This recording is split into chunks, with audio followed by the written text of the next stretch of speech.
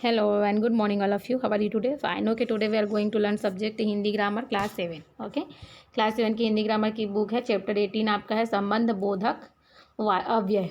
Okay, संबंध बोधक अव्यय. प्रीपोजिशन जो आपने इंग्लिश में पढ़ा है ना, तो उसको हिंदी में संबंध बोधक अव्यय कहा जाता है. चलिए देखते हैं. ठीक है, जो शब्द संज्ञा और सर्वनाम के साथ आकर उनका संबंध वाक्य के अन्य शब्दों के साथ प्रकट करते हैं उन्हें संबंध बोधक कहते हैं. ठीक है, जो शब्द संज्ञा और सर्वनाम के साथ आकर उनका संबंध वाक्य के अन्य शब्दों के साथ प्रकट करते हैं उन्हें संबंध बोधक कहते हैं. उदाहरण आपका क्या है?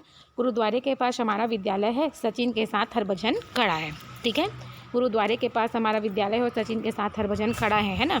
इसमें क्या है? जो शब्द संज्ञा और सर्वनाम के साथ आकर उनका संबंध वाक्य के अन्य शब्दों के साथ प्रकट करते हैं उन्हें क्या कहा जाता है? संबंध बोधक. तो आपको ये बता रहे हैं ना, सचिन और हरभजन जो है संज्ञा है ना, एक साथ में खड़े हुए हैं, तो उनका जो है क्या बोल रहा है? संबंध बता रहा है.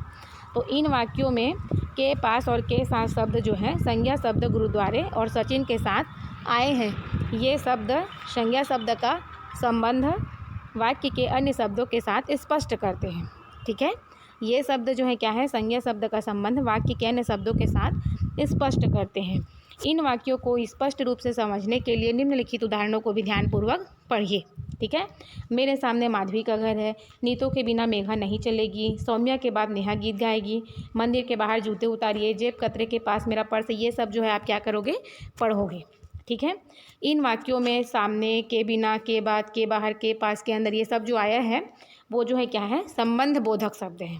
ठीक है, आपको ये एग्जाम्पल इसीलिए बताए गए हैं कि ये जो है संबंध बोधक हैं.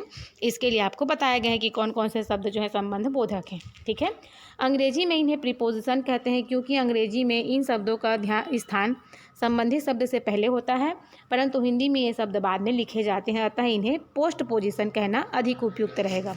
ठीक है, अंग्रेजी में आपको पता है प्रीपोजिशन आपने पढ़ा है ना, इज, ऑन, दैट, ये सब पढ़ते हो आप.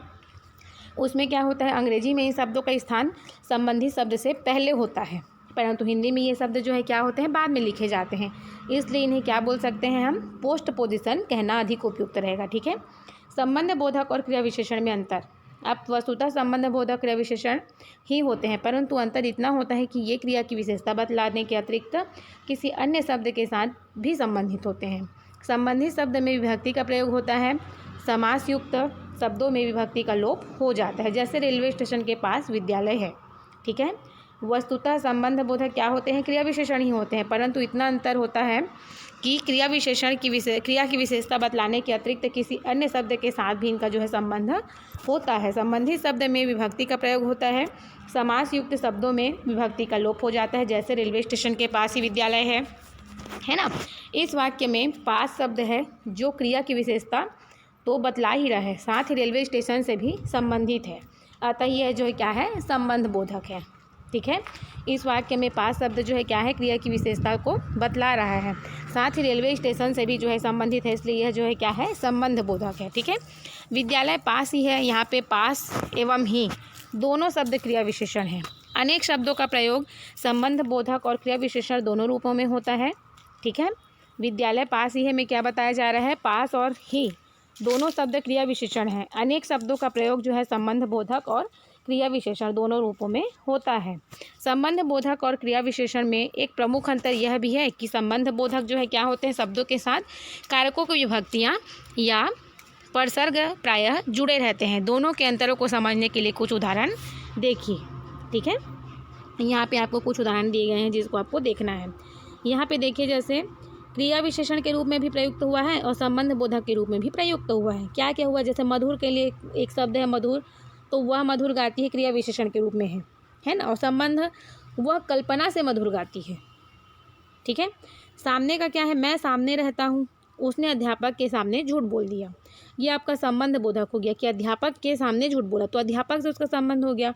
और यहाँ पे मैं सामने रहता हूँ, तो ये क्रिया विशेषण बता रहा है कि मैं सामने रहता हूँ. ठीक है, इस तरीके से आप जो है ये पूरा एग्जाम्पल जो है पढ़ लोगे. ओके, संबंध बोधक के भेद देखिए. इसमें भेद कितने हैं देखते हैं. अव्यय के दो भेद हैं, रूप रचना के आधार पर और अर्थ के आधार पर. तो रूप रचना के आधार पर, इस आधार पर संबंध बोधक दो प्रकार के होते हैं, ऋण और यौगिक.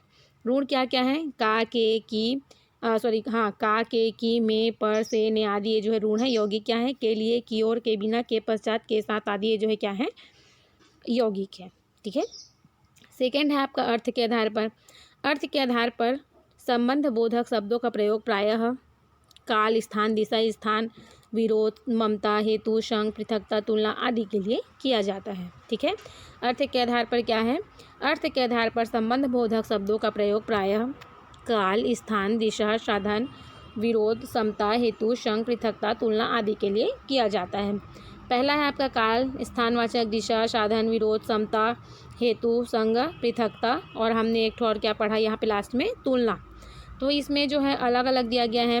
कालवाचक पश्चात, उपरांत, पहले, पीछे, है ना। राधा के पश्चात मीना का नृत्य होगा या राधा के पहले मीना का नृत्य होगा। स्थानवाचक में यहाँ वहाँ, निकट, दूर, अंदर, बाहर। तो सास के निकट बहू बैठी है या सास अंदर बैठी है, बहू बाहर बैठी है ना। इस तरीके से आप कुछ भी बना सकते हो इसका उदाहरण। दिशावाचक में जैसे है आसपास, सामने और तरफ आदि। तो रेलवे स्टेशन के सामने गुरुद्वारा है या मंदिर के सामने स्कूल है या मंदिर की तरफ स्कूल है ना। मंदिर के आसपास स्कूल है या मंदिर के आसपास आरव का घर है, बज मार्केट के आसपास आरव का घर है ना। इस तरीके से आप बोल सकते हो। साधनवाचक में द्वारा, मार्फत, सहारे, जरिए, माध्यम आदि। तो ये क्या है, डाकिये के द्वारा पत्र मिला। ठीक है। तो इस तरीके से आपको ये पूरा चीज़ जो है पढ़ लेना है। ठीक है। ये आप अपने बुक से रीड कर लोगे। ओके।